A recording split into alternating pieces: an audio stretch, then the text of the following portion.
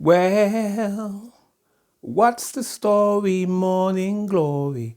Well, we need a little time to wake up. Well, what's the story, morning glory? Well, it was good people, man. Platinum Bitty Dread. Tales in my house, man. Question, man. What's your story? What's your story, man? We've all got one. I know I have many, man. Seems like the older we get, the more stories we have. Some of them more painful than others. But I think it's interesting how we're writing our own story literally day by day. What do I mean? Whatever dialogue is going on inside our head, whether we verbalize it or not, is becoming a part of our story and ultimately our book. It's like, when you read, I love reading like, fairy tale books and Pinocchio, all that kind of stuff. And you saw the beginning, the middle, and the end, and all that went in between and stuff. But we're doing the same thing day to day based on the story we play in our minds, and that really is based on where we focus our thoughts and stuff. We can't control every experience that's external to us, but maybe we can decide how we're going to interpret that experience, if that makes sense. Imagine for a second someone came to you and gave you a expensive camcorder, high-tech camcorder, and they said to you, we want you to go into that school playground and film whatever you want to film. And we want the footage to last, 10 minutes. So you take this expensive camcorder and the power's in your hands now to film whatever you want to film for 10 minutes. You go into the school playground, it's playtime, and there's so much activity going on, you can imagine. So one corner you've got girls skipping, another corner you've got boys playing football, in another corner you've got a child on its own, no friends. In another corner you've got, let's say, some boys playing, let's say football. And in another corner you've got one child being bullied by 3 children. And in, say, another corner you've got a teacher telling off a child for running too fast. So there's all that activity going on, but you've only got 10 minutes.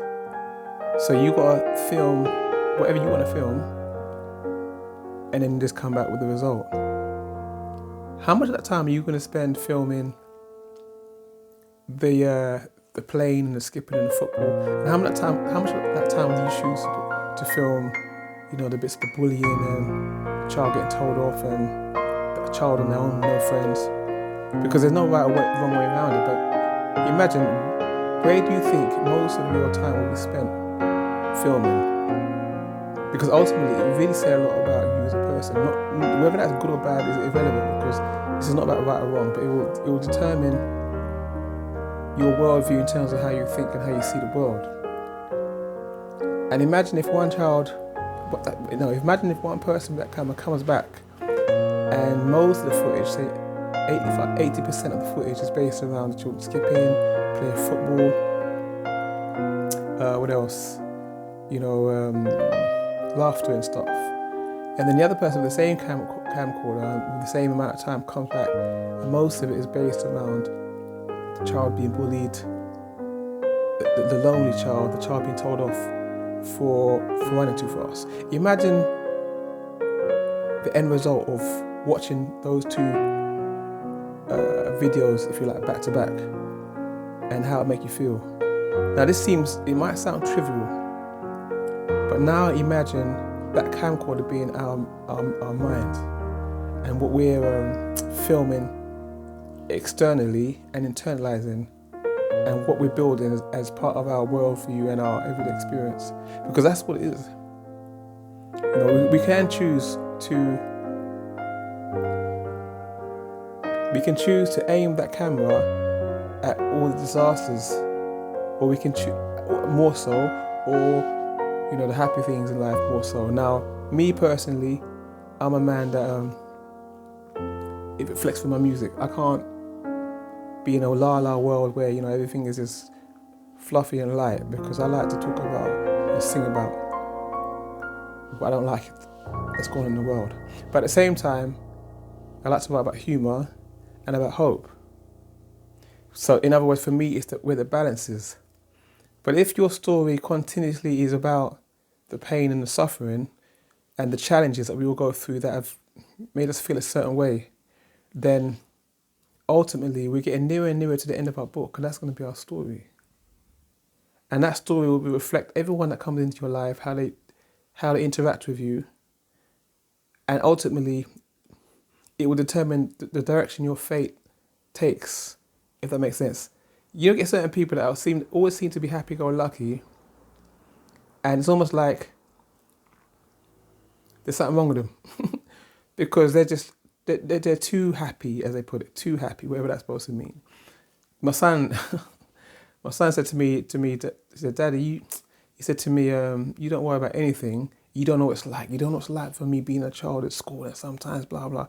And I smile because he forgets that everything he went through, I went through, for the most part. But ultimately, I was always aware of how it made me feel rather than how it made them feel, in a sense that I knew that ultimately it comes back to how I'm hurting myself. And I had the choice where to put most of my energy. I just couldn't put it for too long on something that was negative or sad, because I'm the kind of person that internalizes a lot. So I knew what it would do to me. And I remember reading a book. I don't know who said it, but it was a Buddhist monk or someone of that sort. And he said, whenever you have a negative thought, pinch yourself. Pinch yourself. And he said that by the end of the day, you would get a bruise, maybe even a cut, or just a red little patch. But what he was trying to say was that so many thoughts go unchecked that are damaging to us more so than the other person. Because even if you insult a person all day long, ultimately you're mirroring what's inside you.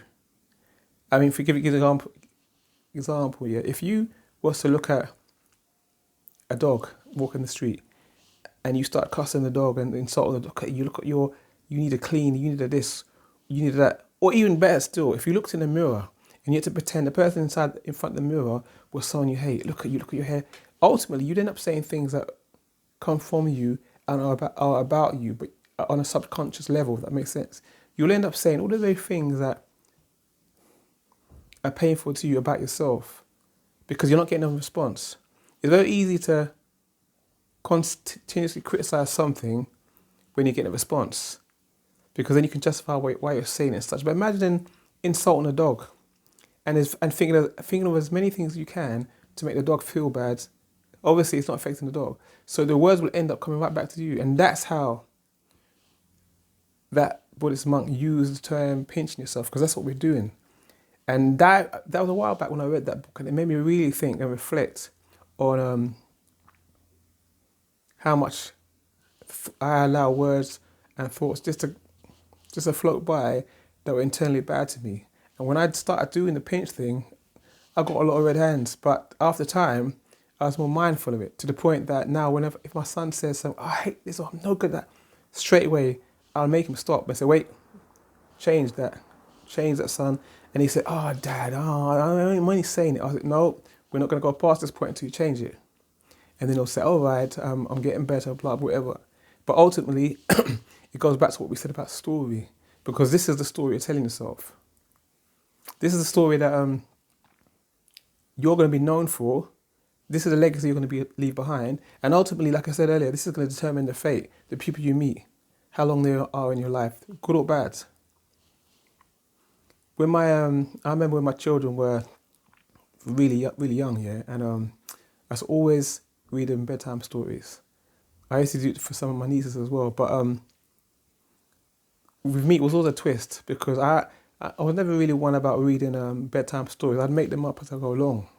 So in other words, I'd use my two sons, my twin sons, as the heroes, and they'd be like, I don't know, one particular one might be about they saw this magical aircraft outside the house, and they stepped in it, and they're like, wow, look at you. And what I would do is incorporate them or involve them as we go along. So I'd say, so what does Zion do? And look at him, he'd say, oh, he went inside the aircraft, Daddy, the spaceship. So he went in the spaceship and it flew. And then on the screen it said, we're going to land in such and such. Where are we going to land? We're going to land in Mars, Daddy. We land in Mars. And then we saw a great big dragon. A big dragon that was breathing fire. So what did we do? What did we do, son? Oh, we had a sword. And what I was trying to do was show them that they were able to build their story. And ultimately, always, in every single story, they slayed the big monster. And then they were happy at the end and everything was nice. But it wasn't just a flippant story. It was just to basically take them through the motions that there's ups and downs, but ultimately good always wins at the end. And ultimately, you won't always stay in that place that is challenging or not so happy. And that's why I think stories are powerful, because it's a simple way of taking us on a journey that we don't forget. And most of the things I remember are being through stories, which is why I'm I try to be a lot more cautious of the stories, quote unquote, I'm telling myself. Look at it like this. Look at it like this. All our lives are a story.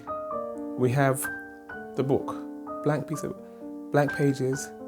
We have the introduction. We come into the world, to whatever the situation is. We come into the world, and then we start writing our story with our own thoughts. Then we have, the middle of the book, writing our own story, whatever the dramas are, the ups and downs are, the highs and the lows.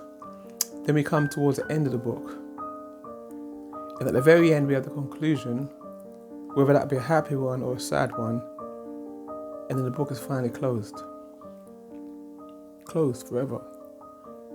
And we determine if we're mindful of whoever picks up that book and reads it,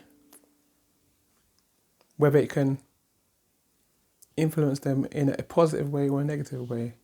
Because ultimately we're gone, but the story remains. Our story remains. If that makes sense, man. But anyway, let me know your thoughts, man. What's your story? Are you telling yourself a happy one or a sad one? A bit of both? Platinum Be the Dread. Tales in my house, man. Oh yeah, don't forget, hit the like button, subscribe or something. That way we can do this again. Yeah, man.